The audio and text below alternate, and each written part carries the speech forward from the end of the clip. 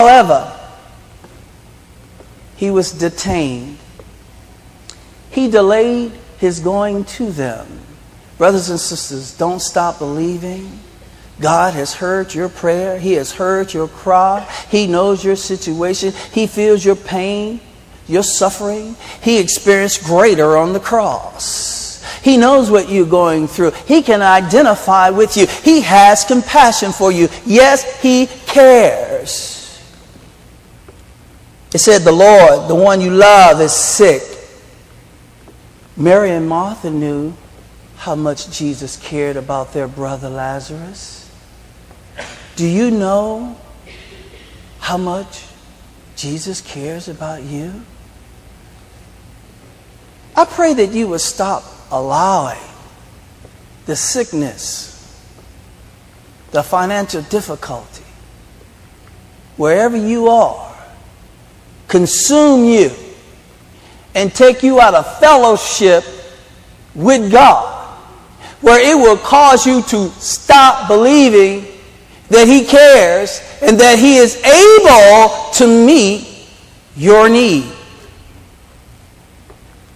When he heard this, Jesus said, this sickness would not end in death. He spoke it. No, it is for God's glory, so that God's Son may be glorified through it. Brothers and sisters, whatever you're going through is for God's glory. How are you responding? If you are believing in God for your healing, for your deliverance, for your financial increase, don't you stop believing. How you handle it depends on how you're going to glorify God. Don't wait to glorify God when the blessing comes. You glorify God while you're going through, while you're persevering, like Joseph. Joseph didn't give up. Joseph didn't stop believing. Joseph didn't stop serving God. Joseph served God as a slave in Potiphar's house. He served him in prison. Wherever he went, he still served God. Whether you're up, whether you're down, whether you're pressed down, remain faithful to serve God. How will you glorify God with what you're going through? Yeah, people talk about you. People are against you. Are you going to give up? Are you going to stop serving God? God called you to service. Will you remain faithful to do what he has asked you to do?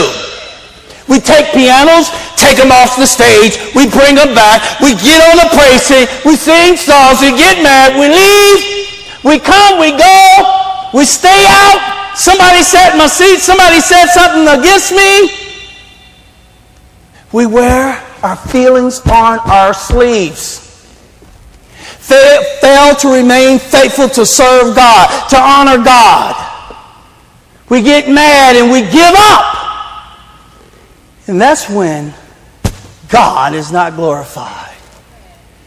And you have failed to serve him. And not only have you failed to serve him, you've caused others to stumble as well.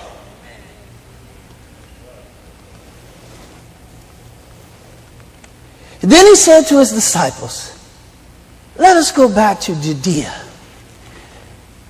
God don't work in our timing. Things happen every day to us. I may die. I don't know how I'm going to die. But I'm going to remain faithful to serve God each and every day. Sickness and sick. We say vows with our wives, men. We say vows to our husbands, women, in the sight of God, through sickness and health, through death do us part. Vow to stay faithful in marriage to our spouses. But when it comes to God, we quick to run, we quick to give up, we quick to get mad, we quick to lose our faith in God and blame God for our sickness, blame God that things are going like they are. Let God be glorified through you. Consider, count it all joy when you go through diverse temptations. By the trying of your faith, working patience. Let patience have its perfect work in you to perfect you, to grow you, to strengthen you, that you can become the man and woman God intended you to be. But you let things get you all upset, you get mad. You give up. Give up. Won't quit. Joseph didn't quit. Joseph didn't quit. When he was placed in position of authority over Egypt, and Pharaoh trusted him to take care of the affairs of the land, Pharaoh knew that he had God's blessing. The pagan God knew, the pagan king knew that Joseph had God's blessings. Do you realize you have the blessing of God on your life? Why are you belly aching? Why are you in disbelief? Why are you murmuring and complaining, ready to give up? While Joseph was in authority, and his brothers had to come and ask for provisions. Did he refuse to bless them? He remained faithful to serve God. Did he hold a grudge against them? He said he had an understanding heart. He had a compassionate heart. He had a forgiving heart. Why? Because he had a relationship with God. Why? Because he believed in God. Why? Because he understood that God was using him to be the blessing. He went through what he went through to be a blessing for God. You intended it to harm me. You're going to have some haters. You're going to have some haters. So what? You serve God. You ain't serving man. You honoring God with your life, with your talent. You intended to harm me, but God intended it for good to accomplish in you all his perfect work. To accomplish what is now being done. The saving of many lives. The saving of many lives. What happened to the fight in America? This great nation, this great country, got all the technology. We're afraid to shoot. Annihilate them. Kick some booty.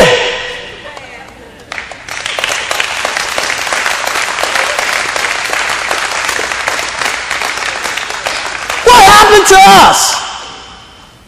We have gotten soft and weak, and it just has hurt us from generation on down, down and down and down. And if your kids see how weak you are, you won't stand up for justice. You won't stand up for what's right. You keep running, getting up, murmuring and complaining. What will your kids think? How will they grow up to be? Are we honoring God with our life? We're doing our kids a disservice.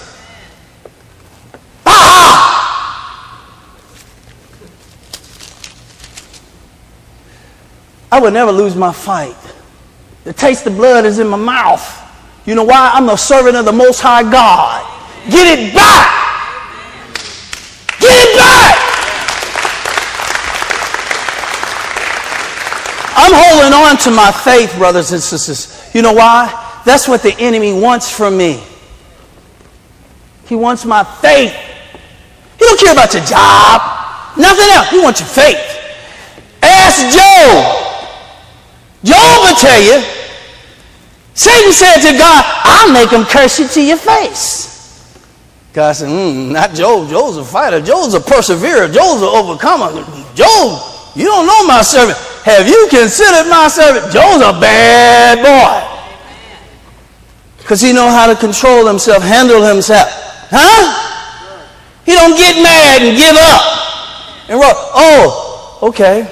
Oh, okay. Time and time again, a bad report. Job remained his clothes. What did he do? Pray to the Lord. We stopped praying. We're not a praying nation like we used to be. Verse 17, John 11:17. On his arrival, when Jesus got there, delayed his going to Lazarus, whom he loved. He loved you. He comes